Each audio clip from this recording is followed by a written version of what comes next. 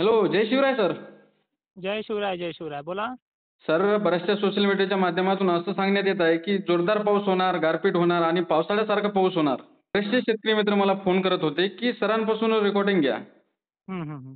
तर सर, पुढील 2 दिवसाची कंडिशन कशी राहणार? कोणकोणत्या जिल्ह्यामध्ये पाऊस राहणार? याबद्दल तुम्ही सर सविस्तर माहिती द्यावी शेतकऱ्यांना. नक्कीच. आजची जी 12 मे आहे, हं. आज सुद्धा पाऊस बऱ्याच भागांमध्ये लवकर सक्रिय होण्याचे चान्सेस आहेत आणि विशेष म्हणजे पावसाळ्यासारखाच हा पाऊस बरसणार आहे. हां, हां. त्यामध्ये पाण्याचा जो जोर आहे, वाऱ्याच्या तीव्रतेपेक्षा पावसाची तीव्रता याच्यामध्ये जास्त राहील हं. आणि विशेष म्हणजे हे सत्र जे आहे ते खूप दूरपर्यंत चालणार आहे. म्हणजे बऱ्याचशा शेतकऱ्यांचे असे सुद्धा फोन येत आहेत, की आता चारा गोळा करणं चालू आहे काही शेतकऱ्यांचा, काही जण त्यांचं नियोजन चालू आहे, कधी हं, बंद पडेल.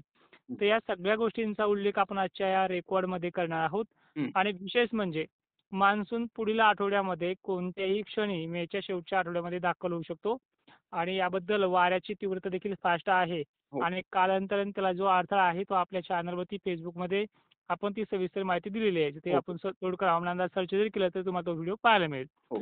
तर आजच्या 12 मेची कंडिशन अशी आहे. तर आपण जर बघितलं की नांदेड, यवतमाळ, पूर्व विदर्भात सर्व जिल्ह्यांना ढगाळलेली परिस्थिती निर्माण झालेली आहे. हं, तिथे सुद्धा काही ठिकाणी पाऊस सक्रिय होणार आहे. हो. पण दुपारनंतर आज नाशिक जिल्ह्यामध्ये विजांच्या कडकडाटामध्ये पावसाला सुरुवात होईल हं, आणि जवळपास सगळ्या तालुक्यांना भाग बदलत 100% कव्हर तर हा एका दिवसात तर घेणारच नाही, हे पहिलेही सांगितलेलं आहे. हो. त्यामुळे 60% कॅपॅसिटी असणारा पाऊस हा हं, नाशिक, छत्रपती संभाजीनगर, जळगावचा काही भाग, जालना जिल्हा, बीड जिल्हा, लातूर, परभणी, अहिल्यादेवीनगर परिसर, हं. पुणे, साताऱ्यापर्यंत चिमजल आहे. हां, हां. खालीकडे बघितलं आपण तर विदर्भामध्ये हा बुलढाणा जिल्ह्यामध्ये सुद्धा आपला प्रभाव टाकणार आहे.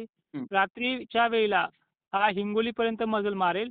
आतापर्यंत वाशिमच्या बहुतांश भागांमध्ये तुरळक ठिकाणी हा पाऊस झालेला आहे. हो, हो. आजपासून इथे सुद्धा वातावरणाचा बदल हा शेतकऱ्यांना जाणून येईल हं. आणि ऐन दिवस मावळताला किंवा जर काही ठिकाणी लवकर पावसाची सक्रियता पाहायला मिळेल. हो. त्यानंतर नागपूर वगैरे भाग सुद्धा आजच्या डेटला आहे. पूर्व विदर्भातल्या सर्व जिल्ह्यांना भाग बदलत हा पाऊस होईल.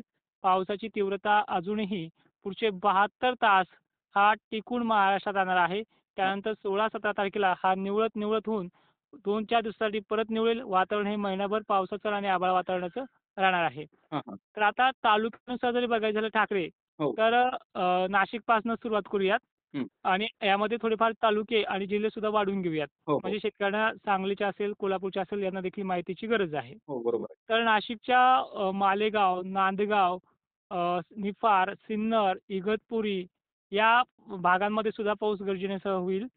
उर्वरित राहिलेल्या भागांना सुद्धा हा पाऊस आहे, कारण की आपण सर्व भागांमध्ये हा पाऊस सांगितलेला आहे. हो, हो. त्यानंतर सांगलीचं चित्र पाहायला गेलं तर सांगलीच्या भागांमध्ये आभाळ येतंय, 1-2 ठिकाणी पडतंय आणि ते निघून जाते. पण अजून 48 तासामध्ये ह्या पावसाचा जोर अशा प्रकारे राहील. आजपासून अजूनही कालच्यापेक्षा दुपटीनं फरक पडेल. काही ठिकाणी पाऊस होणार आहे. पाऊस नक्की आज या भागामध्ये दाखल होईल. हं, हं. पण 48 तासामध्ये जसा महाराष्ट्रातल्या बहुतांश भागांमध्ये पाऊस जोर दाखवतोय, अशा प्रकारची कंडिशन या भागात सुद्धा येत्या 48 तासाच्याही अगोदर पाहायला मिळणार आहे. हां. तर अहिल्यादेवीनगर परिसराचा जर भाग घेतला आपण शिर्डी, संगमनेर, राहुरी पट्टा, दक्षिणेकडील श्रीगोंदा वगैरे भाग, पूर्वेकडील काही भाग आहे, त्या भागांना देखील हा पाऊस सक्रिय होणार आहे. हं, बीड जिल्ह्याच्या गेवराई, शहागड, माजलगाव, परळी वैजनाथ, केज, अंबाजोगाईमध्ये सुद्धा आज पावसाची तीव्रता वाढणार आहे. त्यानंतर कडाष्टी भाग देखील, पाटोदा परिसर देखील आज पावसाच्या रडारवरती जास्त प्रमाणात राहील. हं, हं, हं. ही परिस्थिती लातूर जिल्ह्याची सुद्धा आहे. लातूरच्या जे काही सावंतवाडी, शिरूर अंतपाल परिसर आहे, जो काही परळी वैजनाथकडला परिसर आहे, इकडे देखील पाऊस आहे. नांदेडच्या काही भागांमध्ये पहाटच्या वेळेला तर काही ठिकाणी रात्री सुद्धा पाऊस झालाय. सेम हो. कंडिशन आजच्या 12 मेला सुद्धा आहे. हं, हं. त्यानंतर विषय भाग येतोय जालन्याचा, जो छत्रपती संभाजीनगरला जो पाऊस लवकर ॲक्टिव्हिटी करेल त्यांच्या भागांमध्ये, तालुक्यामध्ये. हो. त्यानंतर ती ॲक्टिव्हिटी काही ठिकाणी भोकरदन, जाफराबाद मार्गे बुलढाण्यात प्रवेश करेल. हं. तर काही ॲक्टिव्हिटी जे शहागड, अहिल्यादेवीनगर परिसराकडनं येते, त्या ॲक्टिव्हिटीचा प्रादुर्भाव जालन्याच्या सर्व तालुक्यांमध्ये आजच्या डेटला संध्याकाळपर्यंत पोहोचेल. हं, हं. वातावरण हे गरमीचं आणि अत्यंत शांत पद्धतीनं हे वातावरण पाहायला मिळेल. गरमाहट खूप राहील. दुपारनंतर ही गरमाहट हळू-हळू ढगांमध्ये रूपांतर होऊन पावसाच्या सरी कोसळायला सुरुवात होईल. ही परिस्थिती सेम हिंगोलीची पण काही भागांमध्ये राहील. हं. सध्या पाऊस जर आपण बघितलं तर टक्केवारीनुसार पश्चिम महाराष्ट्रामध्ये टक्केवारी 65 ते 70% वरती पोहोचते. पण जी हिंगोली वाशिम आहे, या टक्केवारी 10 ते 5% वरती कालच्या डेटला होती. ही आज टक्केवारी हिंगोली, यवतमाळच्या भागांमध्ये आज 25% वरती जाऊन पोहोचते. हो. कालांतराने ही टक्केवारी या भागामध्ये सुद्धा 40, 45, 50 पर्यंत पोहोचण्याचे चान्सेस आहेत. हं, हं. काही प्रश्न असतील तर तेही विचारू शकता.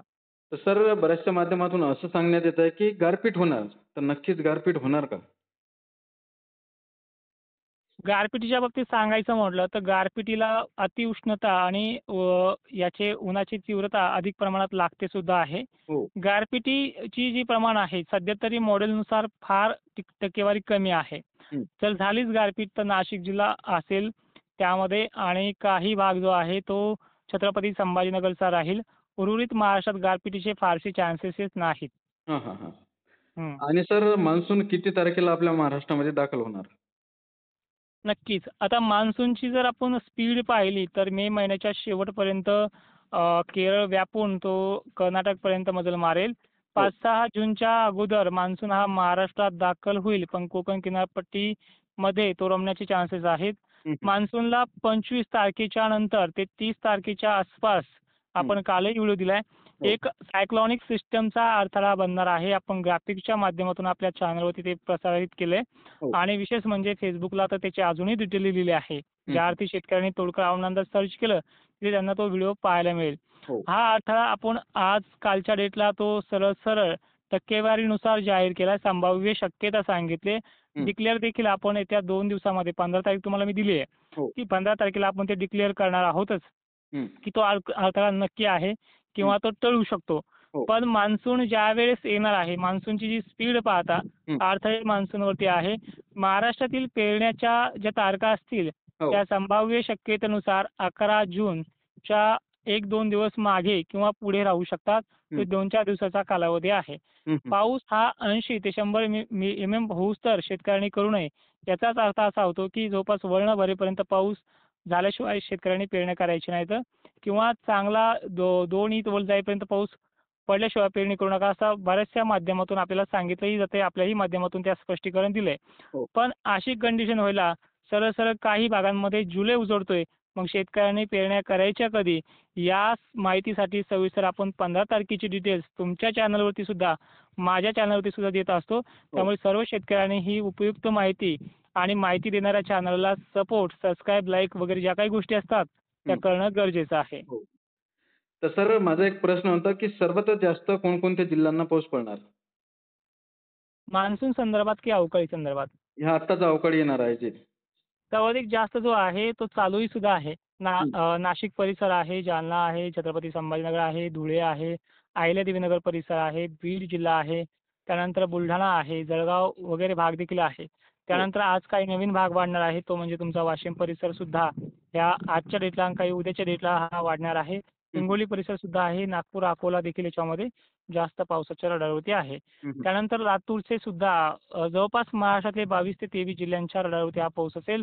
कोकण किनारपट्टी सुद्धा काही ठिकाणी अतिवृष्टीचं प्रमाण वाढणार आहे. हो. Okay, okay. नक्कीच. धन्यवाद सर. तुम्ही शेतकऱ्यांना एक महत्त्वपूर्ण आणि डिटेलमध्ये माहिती दिल्याबद्दल. धन्यवाद.